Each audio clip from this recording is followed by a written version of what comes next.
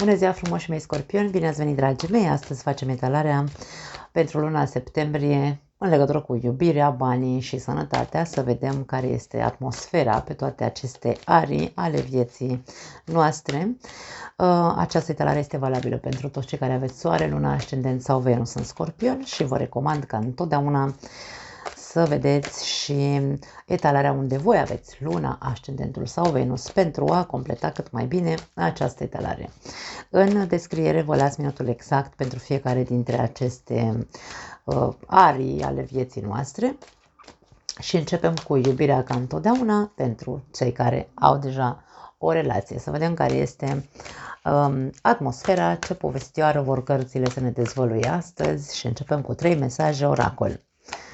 Haideți să vedem, dragii mei scorpioni, care-i treaba pentru voi cei care aveți o relație în luna septembrie 2024. Responsabilitate. Interesant. Primul mesaj. Decizie. Și încredere. Încredere în tine. La capătul cărților avem autovalorare. Adică, cum ar veni, iubire de sine. Pentru cei care aveți o relație, în luna septembrie, probabil că este despre tine, în legătură cu relația ta sau cu partenerul de viață. E momentul să fii foarte responsabil, punându-te, bineînțeles, pe tine, hai să zicem așa, îmi vine să spun, valorându-te pe tine în această relație, în primul și în primul rând. Ești o persoană extraordinar de intuitivă, ești o persoană care simte foarte mult.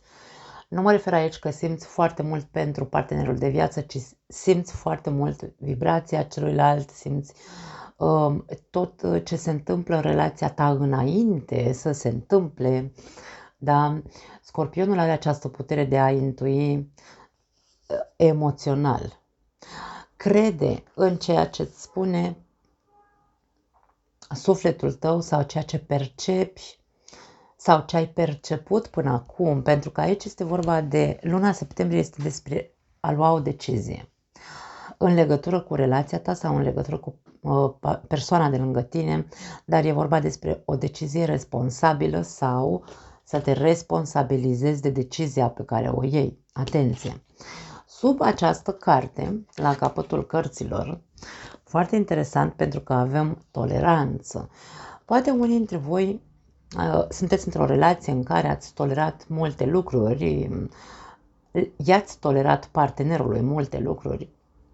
Și aici este vorba despre, ok, acum mă uit la mine, la binele meu, să-mi fie mie bine pentru că nu m-am responsabilizat de binele meu, ci m-am responsabilizat de binele celuilalt sau de binele nostru, dar nu de al meu propriu. E un fel de... e momentul să fii un pic egoist, îmi vine să spun, în legătură cu partenerul de viață sau în legătură cu relația ta. Cam asta simt în principiu să transmit pentru voi.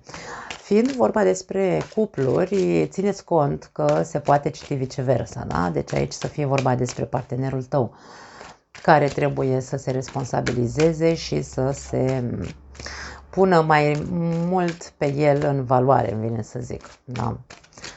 Depinde de la caz, nu e o etalare personală. Hai să vedem ce spun cărțile de tarot și cum putem să le conectăm cu aceste mesaje oracol.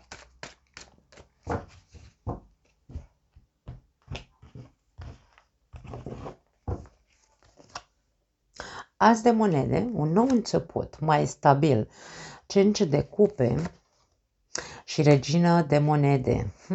Interesant aici. Asul de monede ne indică că tu sau această relație, hai să zicem această relație, are șanse să se repună pe picioare, chiar dacă au existat multe momente în care fiecare dintre voi ați fost dezamăgiți sau au existat momente în care v-ați simțit singuri.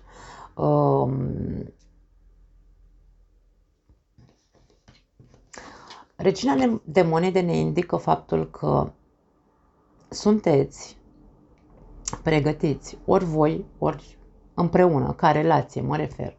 Sunteți pregătiți să... Ok, mie îmi place să citesc cărțile în secvență, cum apar, erau așezate așa, da? Regina de monede e conștientă de... Hai să spunem așa, dacă ești tu regina asta de monede, pentru că energiile pot fi, da, regina de monede ne poate arăta energia ta sau ne poate arăta energia relației tale sau a partenerului tău. Această energie este pregătită să reconstruiască în ciuda faptului că aici au existat lipsuri sau există lipsuri în această relație. Este pregătită să depună eforturi din nou pentru a reîntregi relația. Că ești doar tu, că este doar celălalt, că sunteți amândoi. Aici avem un mare potențial cu asul de monede să se recupereze stabilitatea relației. Da? 7 de cupe, regină de cupe și 8 de cupe. Wow!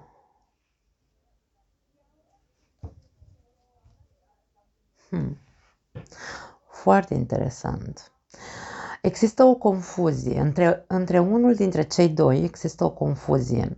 Din punct de vedere emoțional, e ca și cum unul vrea ceva stabil, în ciuda dezamăgirilor. Ar ierta, pentru că regina de monede iartă. Ar ierta ceea ce s-a întâmplat.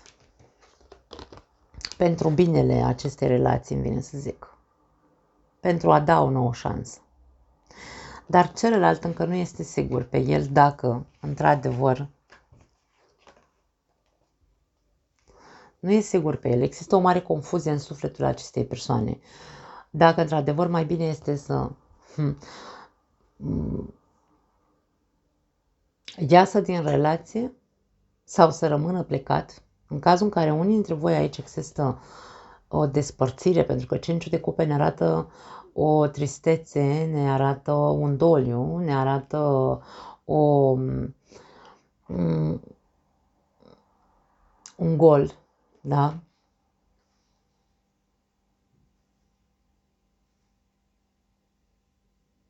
Poate fi, pentru unii dintre voi poate fi că ați fost despărțiți o perioadă. Unul dintre voi este, hai să zicem așa, în ciuda acestui doliu, are puterea să treacă peste și vrea să continue sau să mai dea o șansă, dar celălalt încă nu e sigur. Celălalt se gândește la alte opțiuni, nu știe dacă să rămână în această relație sau să rămână plecat.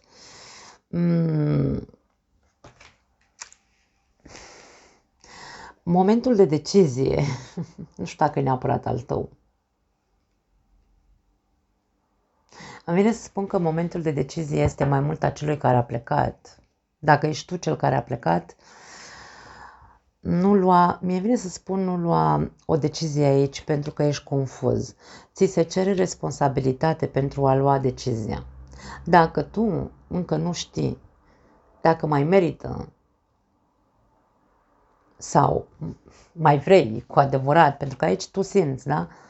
Tu simți, ce-ți transmite ție inima ta, exact ce am zis mai devreme, da? Ce-ți transmite ție? Intuiția ta. Pentru că regina de cupe e foarte intuitivă. Dar regina de cupe este foarte confuză în momentul de față. Ascultă-te și vezi dacă, într-adevăr, reîntoarcerea în această relație te pune în valoare sau nu. Pentru că aici este cheia, aș spune, responsabilizării personale. De a lua o decizie, dacă da sau dacă nu. Oh, interesant. 5 de spade. Hai să vedem mai departe. 6 de bâte și moartea. La capătul cărților avem magicianul, ne poate vorbi de un nou început. Aici există șanse ca pentru unii dintre voi să vă împăcați. Dacă aici ne arată această povestioară, pentru unii dintre voi care ați fost o perioadă probabil despărțiți sau dacă nu v-ați despărțit, sunteți foarte dezamăgiți de partenerul de viață sau el e dezamăgit de tine, da? Și aici confuzia este foarte mare pentru că nu știi dacă să o iei la sănătoasa sau să rămâi acolo. Ideea care este aici, avem foarte multe lupte de orgolii. Poate fiecare dintre voi, bineînțeles, are mândria lui, fiecare dintre voi merită să se pună în valoare sau să fie valorat de celălalt și aici dacă există o lipsa emoțională care a produs suferință în această relație, este probabil faptul că niciunul dintre voi nu v-ați simțit iubiți în această relație. Iubirea, dragii mei, nu se bazează pe mândrie, se bazează pe respect, bineînțeles, pe respect de sine, pe valorează-mă, eu te valorez, trebuie să existe o balanță sau un balans, dacă vrei, între a da și a primi într-o relație. În momentul în care relația este goală, pentru că, nu știu, uite, ne-am dezamăgit fiecare dintre noi sau ne-am umflat egourile așa și fiecare a ținut-o pe a lui și am produs foarte multă suferință, ne-am produs reciproc foarte multă suferință. Aici există pentru unii dintre voi varianta de umilire. Ne-am umilit unul pe altul, ne-am spus o grămadă de lucruri, sufletele noastre sunt goale și îndurerate. Da, unul este pregătit să ierte, poate pentru că are un interes de stabilitate financiară, poate fi motivul ăsta, da? Dar celălalt încă nu este sigur dacă merită sau nu. Ideea cu lupta de putere aici, dacă voi hotărâți până la urmă, pentru că este o lună a deciziilor, da? Este o lună a deciziilor responsabile, atenție. Dacă tu hotărăști aici voi împreună hotărâți să mai dați o șansă, există toate șansele ca relația să se repună pe picioare, în ciuda tuturor acelor dezamăgiri și dureri, această luptă de putere trebuie eliminată total. L-avem aici pe Pluto, avem moartea. Nu se poate continua așa. Da? Ori ne transformăm maniera în care ne certăm, de exemplu, pentru că Cinciul de Spade e o carte a revoltelor, a certurilor. Dacă noi până acum ne certam, uite așa, ca chiorii, doar pentru că ori ne certam din cauza banilor, ori ne certam din cauza că, vezi, Doamne, tu nu-mi spui că mă iubești, nu mai îmi faci un cadou, bla bla bla, chestii de-astea așa sentimentaliste, fiecare o ținea pe lui, da? Și reproșurile erau constante și asta trebuie să dispară. Trebuie să vă schimbați maniera în care vă certați, îmi vine să zic, nu vine să zic maniera în care comunicați, da? Aici este vorba despre luptă să te pui în valoare, dar nu lupta să te pui în valoare ca să-ți umfli ego-ul, că vezi, Doamne, tu ai dreptate și că trebuie să facă ca tine și așa mai departe. Nu. Luptă să îi arăți celuilalt că meriți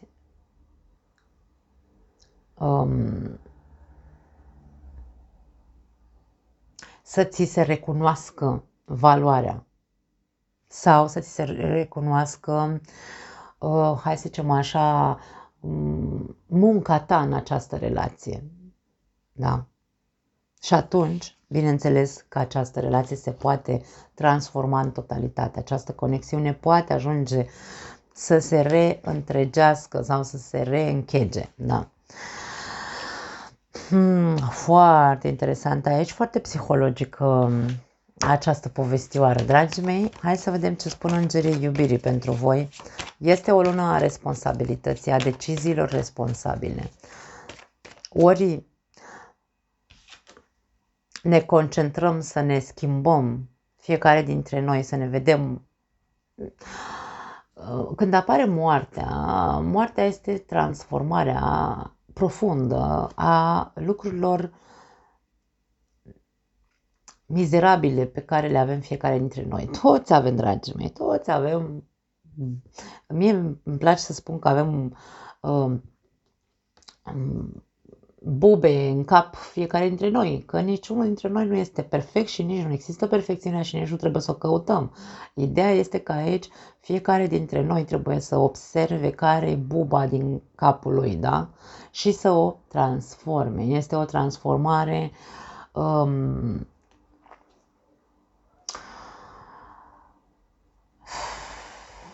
profundă în momentul în care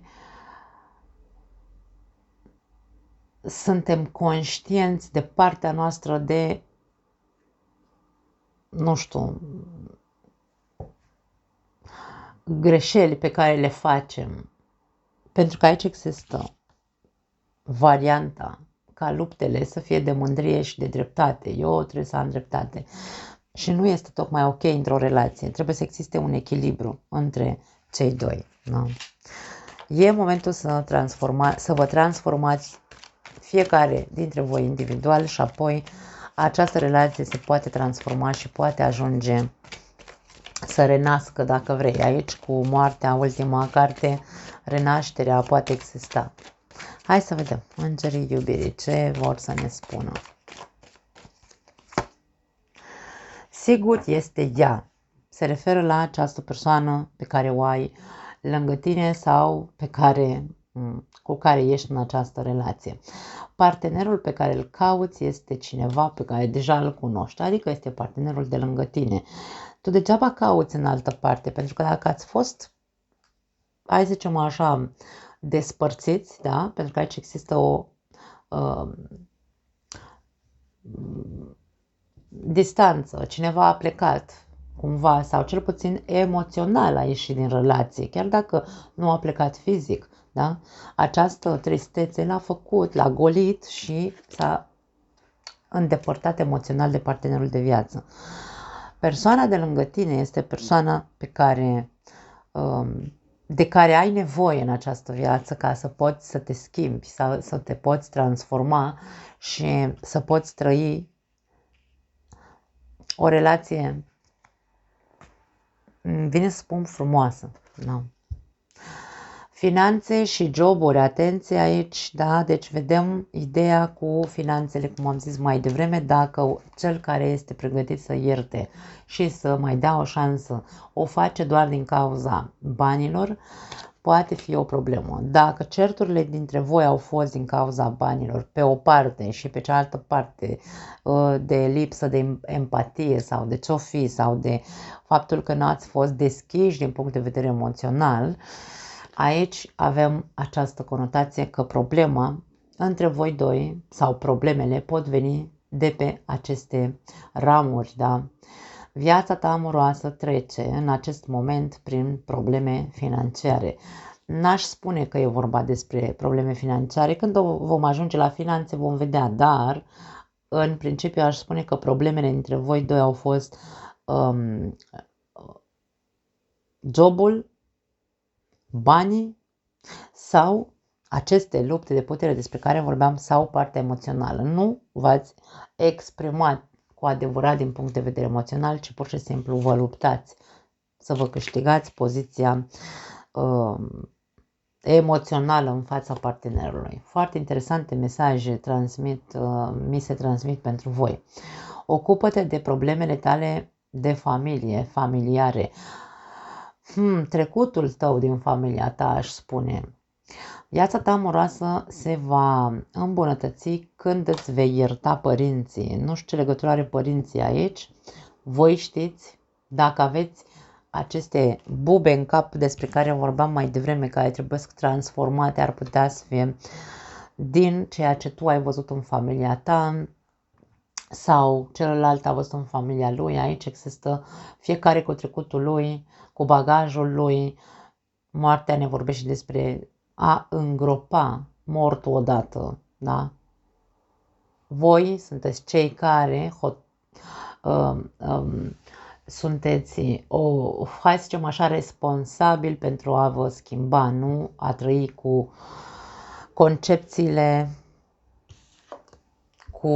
cum a făcut mama, cum a făcut tata, sau mai sunt persoane care atunci când se ceartă din orgoliu zic fraze de genul ești ca măta, ești ca tactul și așa mai departe. Aut așa ceva, dragii mei,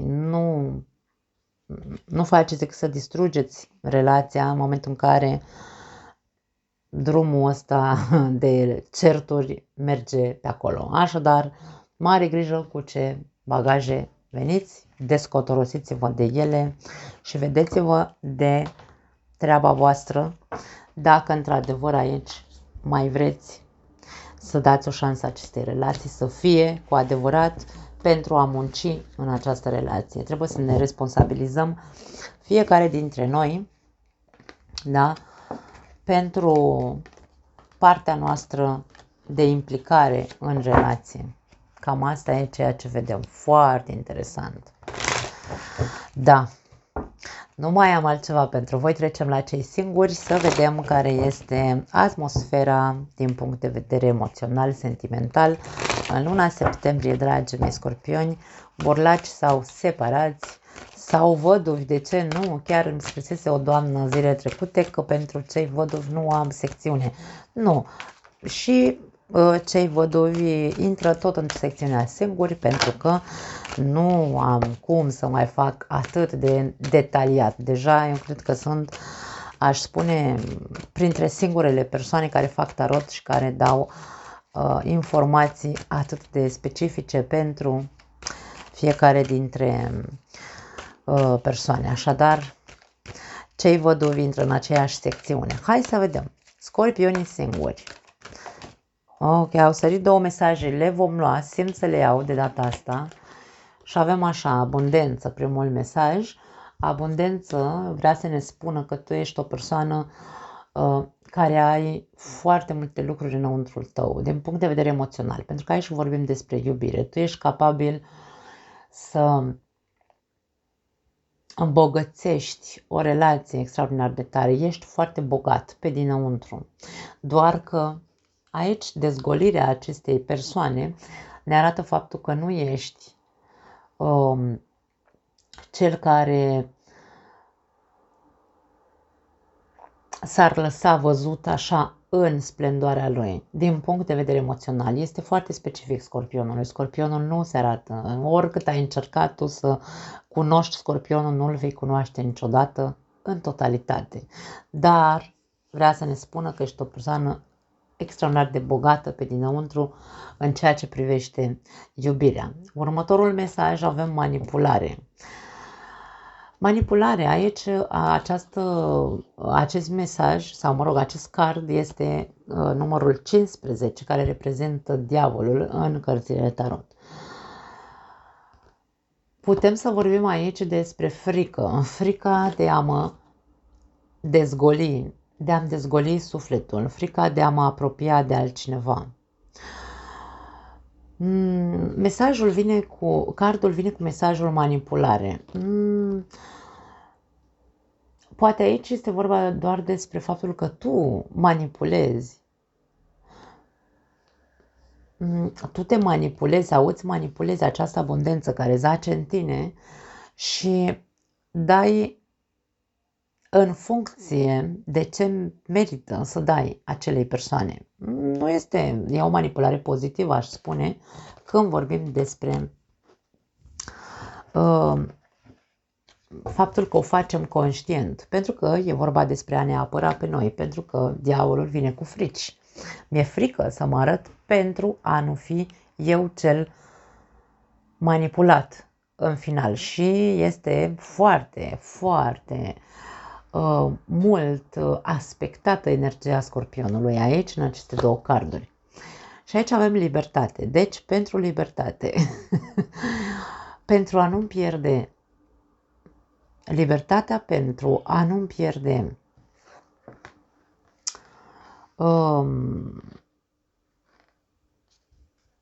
știu și eu, bucuria de a-mi trăi viața așa cum vreau eu, nu mă las manipulat, cu toate că eu, da, sunt capabil aici să dau extraordinar de mult într-o relație. La capătul cărților avem repetiție.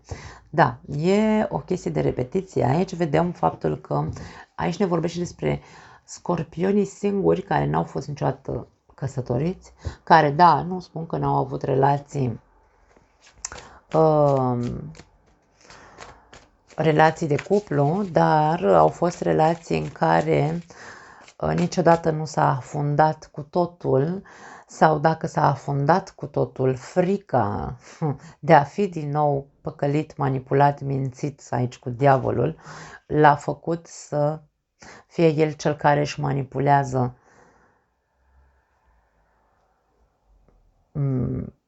acea dăruire față de celălalt.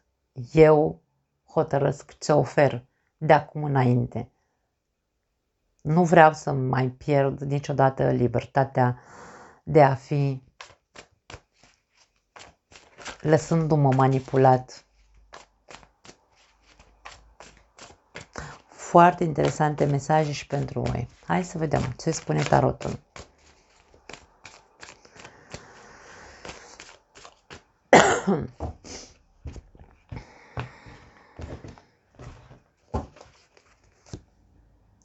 Judecata, regina de bâte, regina de spade. Aceste două regine sunt spate în spate. Întotdeauna mi-atrage atenția cum ies cărțile.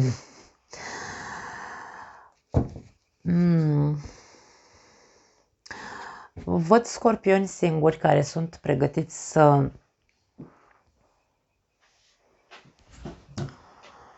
renască, mai bine să zic. Există un fel de bătălie în tine să te dezlegi de o karmă. Poate aici vorbim despre această repetiție. Repetiție și false aparențe avem aici. Îmi vine să spun că ceea ce tu ai repetat până acum au fost relații toxice pentru tine. Diavolul aici își spune cuvântul. Această carte care ne arată false aparențe îmi poate spune că într-un mod repetitiv relațiile tale au fost așa ca un fel de cerc karmic în care tot timpul dădeai doar peste persoane mincinoase, te păcăleau și te îmbărlegau fără ca tu să-ți dai seama, da? Pentru că tu dădeai tot din tine. Acum, faptul că am simțit aici că tu ești pregătit să te eliberezi de această karmă, este pentru că probabil în ultima perioadă te-ai trezit într-un fel sau altul, ai înțeles multe lucruri despre tine, despre contradicțiile din tine. Unii dintre voi probabil că fiind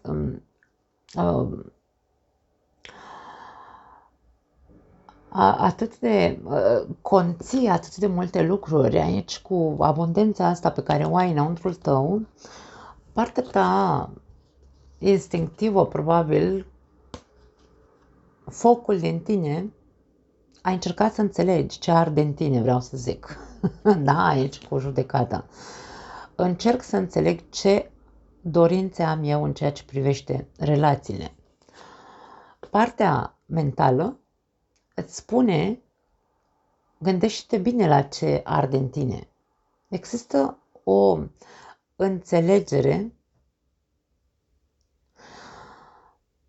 a contradicțiilor din tine, pentru că instinctiv tu vrei să intri într-o relație și când intri într-un mod instinctiv într-o relație, devii ca o păpușă în mâna celuilalt și te manipulează și tu nu-ți dai seama, probabil, o chestie ciudată pentru scorpioni, pentru că sunteți foarte intuitivi. Dar aici e vorba că dacă eu aici îmi dau seama, da? Mi-am dat seama în ultima perioadă, am stat și m-am gândit, m-am trezit și eu un pic la realitate și m-am dat seama ce tip de relație am repetat, îmi dau seama că instinctul meu de a intra într-o relație sau faptul că mă atrage cineva așa dezvolt și așa mai departe, trebuie să fie ținut în alertă de mintea mea, să introduc cogniția, da? și să zic, ok, stai așa că te ia valul, stai, frânează un pic. Fiind în contradicție, pentru că sunt în spate aceste regine, mă lasă să înțeleg acest aspect pe care tu l-ai înțeles la tine. Acum, pentru unii dintre voi, atenție mare că există posibilitatea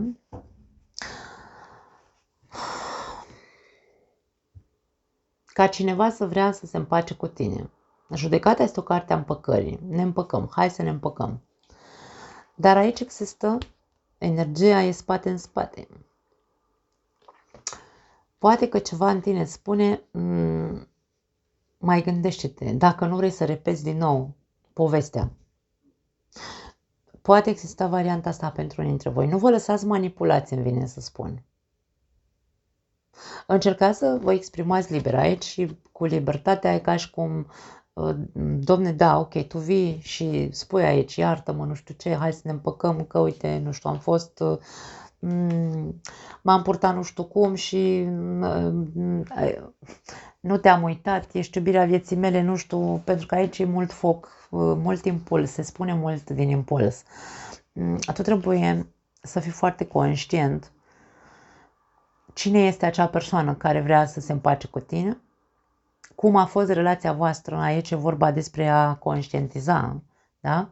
A fi treaz în momentul în care accepti, pentru că e posibil să fie o repetiție, să nu fie prima oară când se întoarce persoana asta la tine și să fie din nou dintr-o poziție de mască, de falsitate, de păcăleală într-un fel sau altul.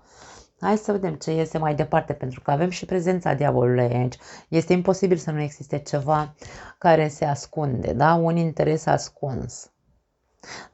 Mare atenție dacă e vorba despre bani, dacă tu ai o poziție socială bună și această persoană te caută să te manipuleze, să se împace cu tine doar pentru că ai bani, atenție, deschide ochii, da?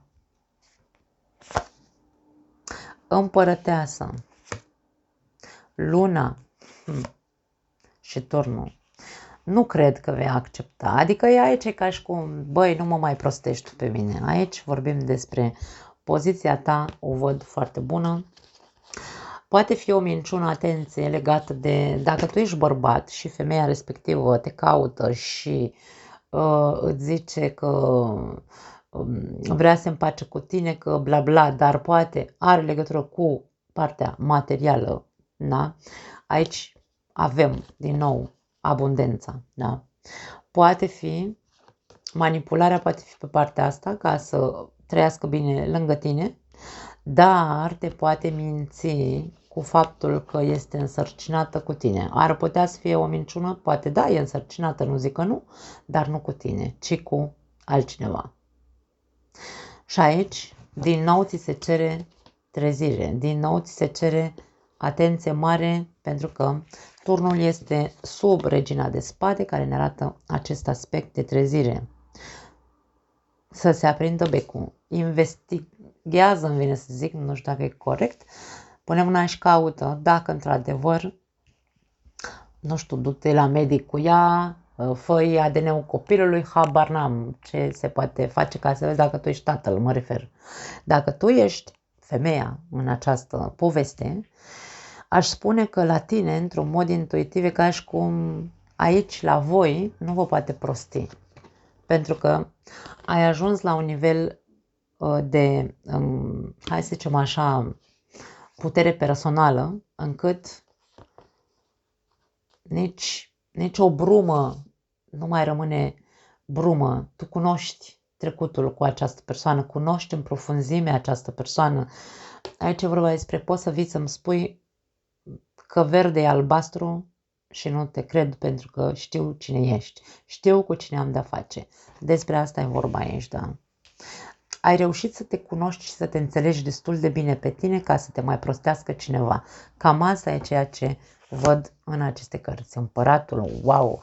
Împăratul și împărăteasa, foarte tare. Lumea și 4 de cupe. La capătul cărților, pași de spade. Avem micul detectiv aici. Energia ta este una de vigilență, este una, sau ar trebui să fie, da? Una de vigilență, una de gardă, una de caut. caut până găsesc. Cine caută, găsește, ne spune acest paj de spade. Dacă vorbim despre acea manipulare de vrea să se împace cu tine pentru că îi dai o poziție socială, împăratul și împărăteasa, dacă tu ești bărbatul din această poveste, dacă tu cauți, găsești motivele pentru care această persoană vrea să se împace cu tine. Și aici vorbim despre tine ca poziție de autoritate în viața ta, cu toate că și această persoană este hai să spunem că această persoană arată foarte bine, este pe placul tău, dar sunt lucruri pe care tu le vezi și le-ai văzut și înainte, dar poate n-ai vrut să pui piciorul în prag și ai tot iertat, ai v-ați tot împăcat și așa mai departe. Ei bine, acum poziția ta de putere personală este foarte... Piciorul în prag este foarte bine pus și aici nu vei mai tolera. Dacă vei căuta, vei găsi și aici se pune punct, pentru că ai analizat sau ar trebui să analizezi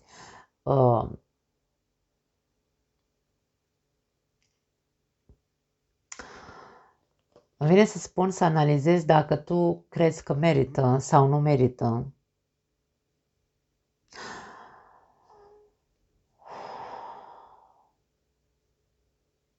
Sau să analizezi dacă vei putea ajunge undeva cu această persoană, indiferent că tu ești conștient că această persoană este o persoană manipulatoare, egoistă, care te păcălește, care vrea să stea cu tine doar dintr-un singur motiv.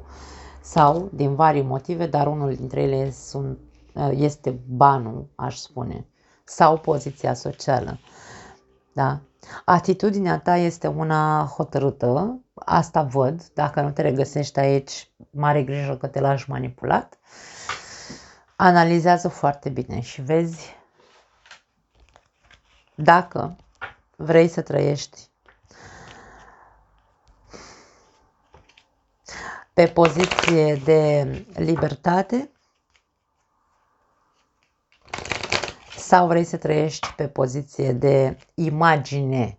Imagine că, vezi, Doamne, ai o persoană lângă tine frumoasă, nu știu, sexuală, poate fi foarte sexuală această persoană, poate a fost amanta ta cândva, îmi vine să zic. Nu știu de ce vine să zic asta, pentru că împărăteasa poate fi rolul amantei de lux, dacă vrei, da? Acum, dacă ești femeie, închizi acest ciclu karmic despre care vorbeam, pe care le-ai tot repetat. Aici ești o persoană atât de analitică și atât de trezită în momentul de față, încât, după cum am zis, nu are cum să te mai prostească această persoană care vine să te caute, să se împace cu tine. Indiferent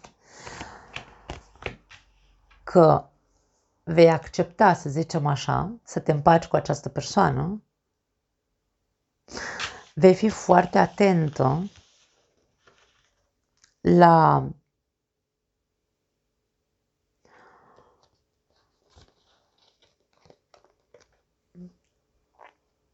evoluția și poziția acestei persoane în viața ta. Pentru că aici e ca și cum îmi vine să spun mesajul așa: m-ai făcut să cresc, m-ai făcut să mă trezesc.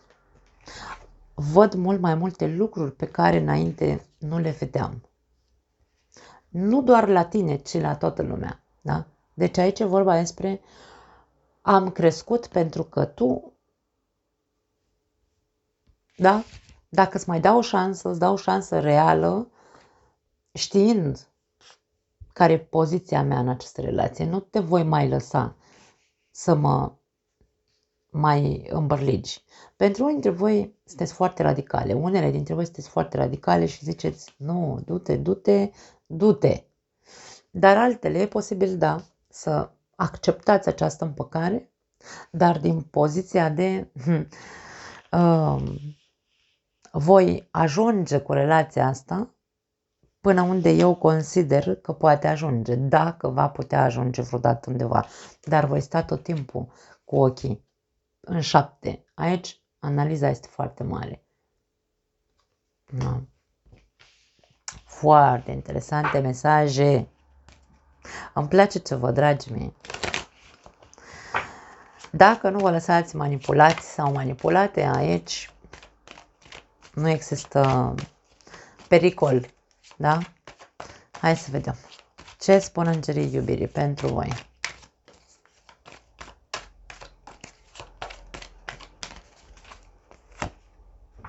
Iubire adevărată. Aici este iubirea vieții tale. Da, poate că este o persoană pe care tu ai iubit-o foarte tare. Nu zic că nu. Nu zic că nu. Dar mare atenție la această manipulare, pentru că nu vine cu un interes, îmi vine să spun. Ești avertizat în această lună. Iartă și învață. Eu cred că tu ai iertat, eu cred că tu ai învățat foarte multe lucruri în din această relație, pentru că e vorba despre o împăcare pentru unii dintre voi. Dar spune așa, eliberându-te de trecut și trăind, eliberându-te de trecut, se trăiește mult mai multă iubire în momentul prezent. Poți să trăiești mult mai multă iubire în momentul prezent. Da, acum, ce să zic? Am zis ce am avut de zis. Acest mesaj, nu știu dacă este vorba despre iartă și uită sau iartă și învață, pentru că pe tine te văd deja că ai iertat și ai învățat și te-ai înțeles pe tine și știi ce poate capă acestei persoane. Poziția ta de împărat îți conferă acea putere de a lua decizia dacă continui cu această persoană sau o primești din nou în viața ta, conștient fiind cu ce caracter vine sau cu ce bagaj vine, pentru că o cunoști. Foarte curând aici, avem mesajul foarte curând. Dacă nu a venit încă această persoană, în curând se va întoarce. Decide exact ceea ce vrei pentru a ajunge la tine cât mai curând posibil. Da, decide ce vrei. Vrei să închizi ciclul sau vrei să îl continui cu această persoană, dar nu uita să fii cu ochii în 7 aici. Nu pot să zic altceva. Foarte interesant. Da. Nu mai avem nimic de spus în această secțiune de iubire. Trecem la bănuți să vedem cum arată zona financiară pentru voi în această lună septembrie. Pentru scorpioni, finanțe, job, carieră, bani, bine, finanțe, bani, tot aia e. Proiecte, vreau să zic. Da. Hai să vedem.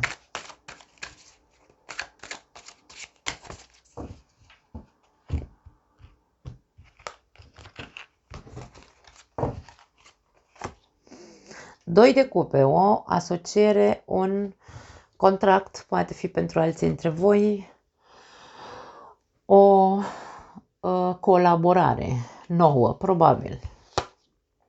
Asul de cupe și 4 de cupe. 4 de cupe este un pic dubioasă cartea, îmi vine să spun, energia, în ceea ce privește asocierile, contractele și așa mai departe, sau proiectele. De ce? Pentru că devenim, hai să le zicem așa, să-i spunem așa, acestui 4 de cupe, devenim capricioși sau devenim ofturoși.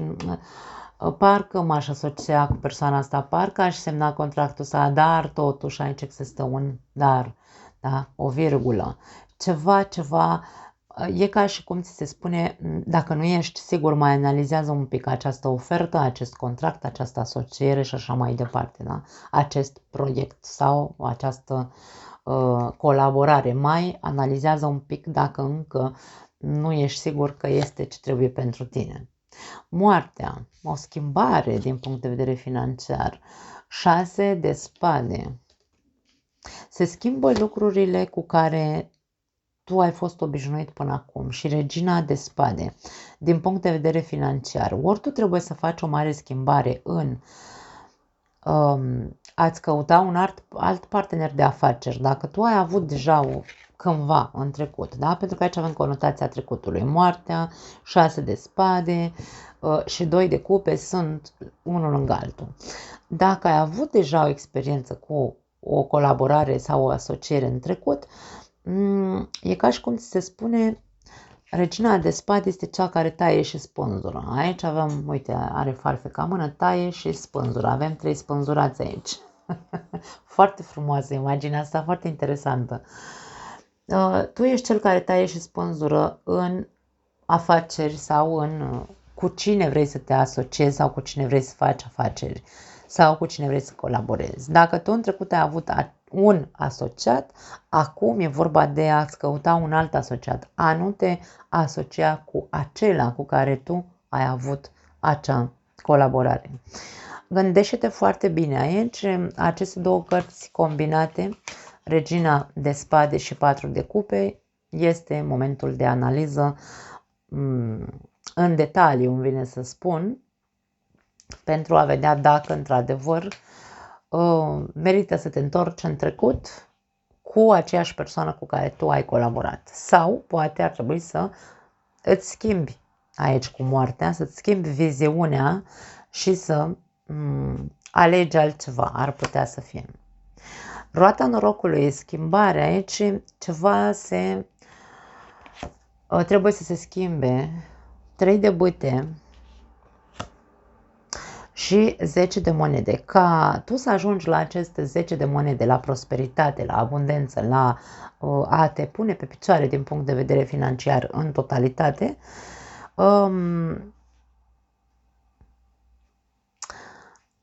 aici combinațiile astea, moartea, 6 de spade, roata norocului, 3 de bâte, ne poate spune că poți să o faci și singur, afacerea sau proiectul, să-l duci până la capăt. Nu ai nevoie de un asociat sau de o colaborare. Dacă vorbim despre un job, da, ok, e un job. Ar putea să fie un job în străinătate aici cu roata norocului, care să aibă mult viitor, da? Să fie drumul către abundență, îmi vine să spun, da? Pentru a te repune tu pe picioare din punct de vedere financiar. Nu, aici e ca și cum nu mai face ce ai făcut în trecut, dacă ai mai fost în străinătate și ai acceptat oferte fără să le analizezi, atenție, aici dacă primești o ofertă din străinătate, e momentul să nu mai faci cum ai făcut în trecut. Da? Analizează acea ofertă, vezi care sunt condițiile acelui contract care ți se oferă și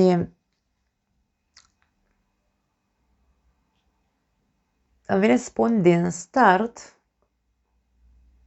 întreabă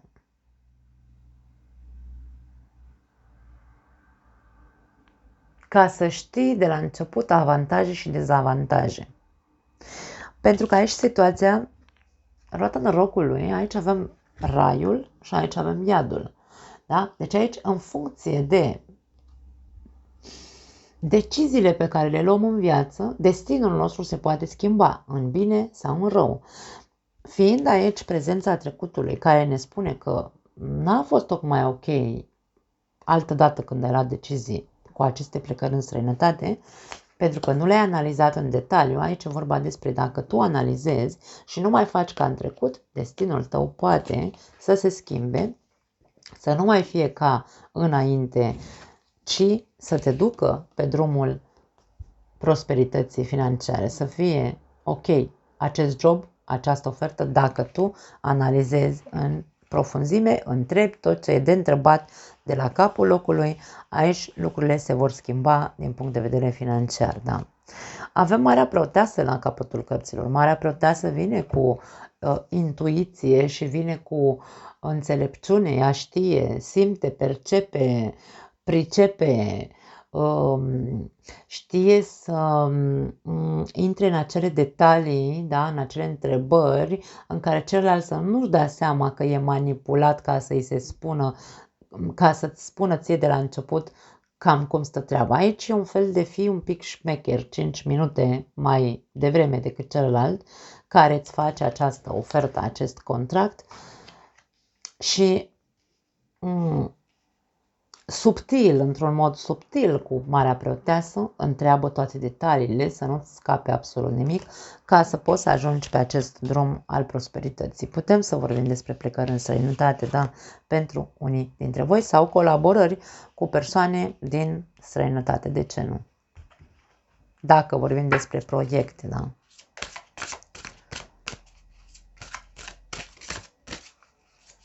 Hai să vedem un mesaj. Nu le luăm. Au sărit 2 cărți, dar nu le luăm. Un mesaj pentru voi în ceea ce privește partea financiară. Ok, pe ăsta luăm. Wow, s-a întors așa și a zis, hai, citește-mă. Foarte frumos. N-ai ieșit niciodată acest mesaj. Mesajul, titlul este protejat, ești protejat. Și ți se spune așa, ești protejat dacă și ai tot sprijinul pentru a-ți schimba profesia. Dragii mei, nu știu ce schimbări de profesie, despre ce schimbări de profesie vorbim aici. Poate unii dintre voi aveți un proiect creativ. Aici, asul de cupe poate fi orice, poate fi legat de creație pe parte de artă, da? Poate fi, nu știu, muzică, pictură, scris, poate scrie o carte, da? Aici. Și în această perioadă semnezi un contract cu o editură, de ce nu? Poate fi în luna septembrie să semnezi un contract cu editura. Și aici e vorba despre a analiza foarte bine acel contract, pentru că e posibil, atenție aici, e posibil ca acel contract să-ți schimbe viața, dar să te bage și într-o agitație, pentru că tu a trebuit să știi să te organizezi. Regina de spade este organizatoare, da? Să te organizezi, să ai timp. Să nu-ți dai viața peste cap, îmi vine să zic aici. 6 de spade, atenție. Da? Nu-ți da viața peste cap să semnezi un contract cu o editură care îți zice într-un an de zile vreau să mai scrii 4 cărți, nu știu, habar n-am, nu cred că e vorba despre 4 cărți, dar mă refer ca să mă înțelegi ce vreau să zic, da? Aici e vorba despre, într-adevăr, acest contract îți aduce abundență, îți aduce recunoaștere, vorbim despre o extensie a numelui tău, ești protejat aici, da? Și poate fi că ți se cere, pentru unii dintre voi e absurd, dar simt să transmiți acest mesaj, ți se cere să fii implicat 100% în a scrie cărți și probabil că tu ai și o altă, nu știu, ai și o altă meserie, de ce nu? Și să nu faci față. 6 de spade, o carte agitație, ca și cum deschide ochii înainte să semnezi ceva care să te pună pe tine să fii neliniștit, că aoleu, dacă nu termin la timp, aoleu, nu am timp pentru că muncesc în altă parte și așa mai departe. Ceva se schimbă în viața ta începând cu această colaborare, dacă e vorba despre o editură. Da, foarte interesant. Dragii mei, voi sunteți înțelepți, știți foarte bine ce vreți, așadar încercați să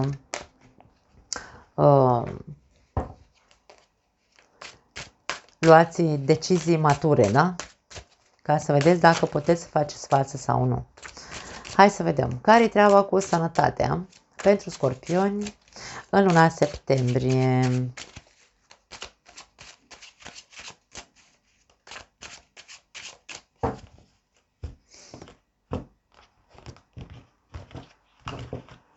Hai să-mi iau setul ăsta de cărți. Facem puțină curățenie pe masă, că am toate seturile de cărți pe masă. Îndrăgostiți, 4 de bâte, și regina de monede.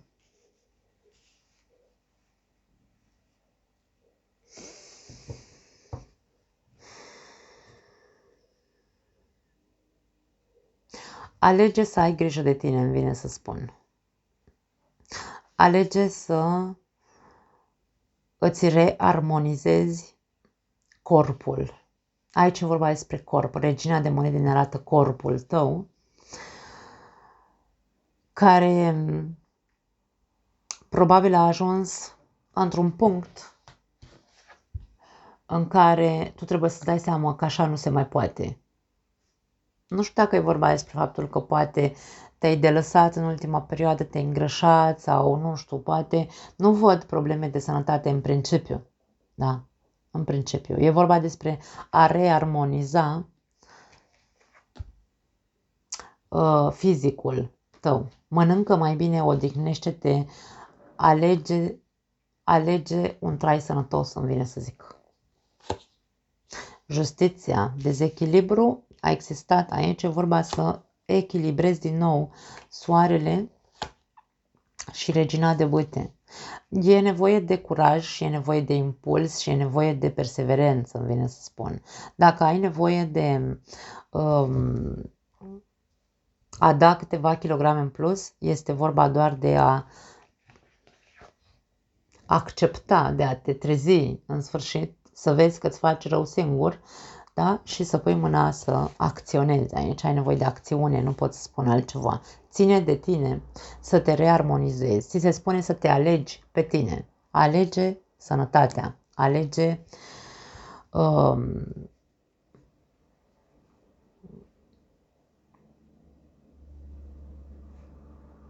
Alege să te simți bine din nou cu tine. Foarte interesant. Hai să vedem. Ui, am luat două cărți. Cavaler de spade, nebunul și magicianul.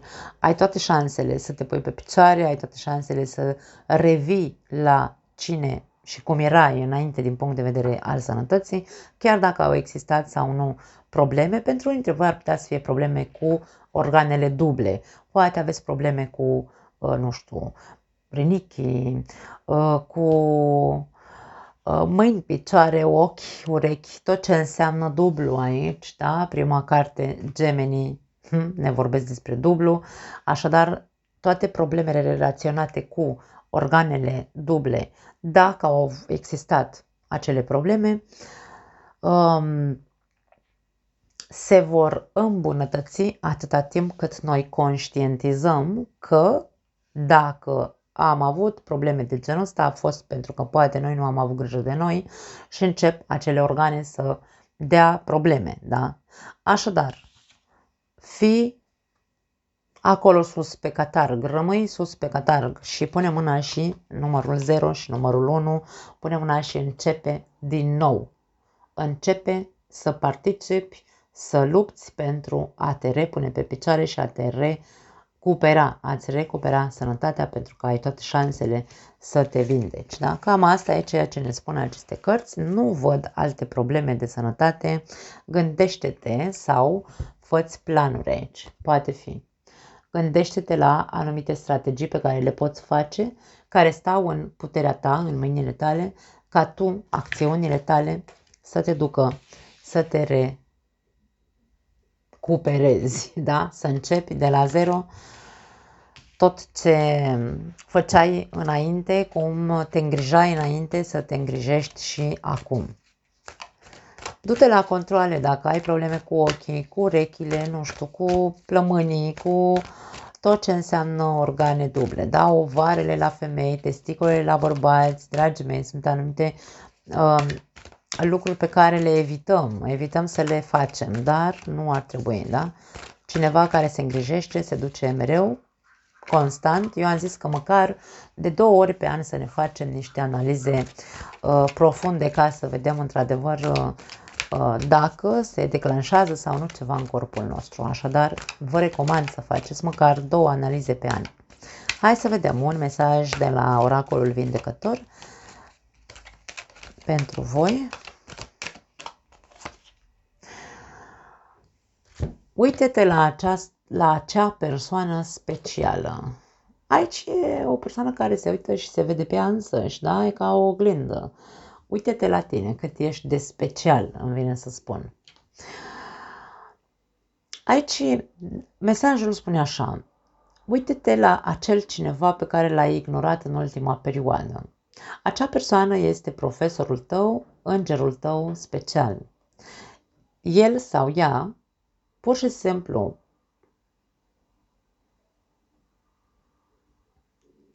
dându-ți seama de frumusețea spiritului acestei persoane, va face sau va spune ceva ce tu aștepți de mult să ți se spună. Foarte interesant mesaj.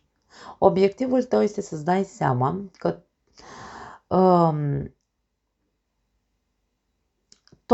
toată lumea poate ajuta să te vindeci, toată lumea te poate ajuta să te vindeci sau viceversa. Sau tu Mie vine să spun că tu te poți ajuta să te vindeci. Da? Tu ești propriul profesor și propriul înger special pentru tine dacă vrei. Poate pentru unii dintre voi există cineva. Aici avem două persoane, avem regina de monede și avem regina de bâte. Nu știu dacă într-adevăr aici poate fi vorba pentru unii dintre voi că cineva drag ție, un prieten, cineva din familia ta, partenerul de viață, de ce nu, îți poate atrage atenția, vezi că, uite, ai problemele astea de sănătate pentru că, puncte. E ca și cum îți spune o oglindă în față, da? Și tu poate aștepți de mult să-ți spună ceva, acea persoană, să-ți transmită un mesaj și, vine acum mesajul către tine. Foarte interesant. Nu mai am altceva, dragii mei. Vă pup cu mare drag, ne vedem data viitoare.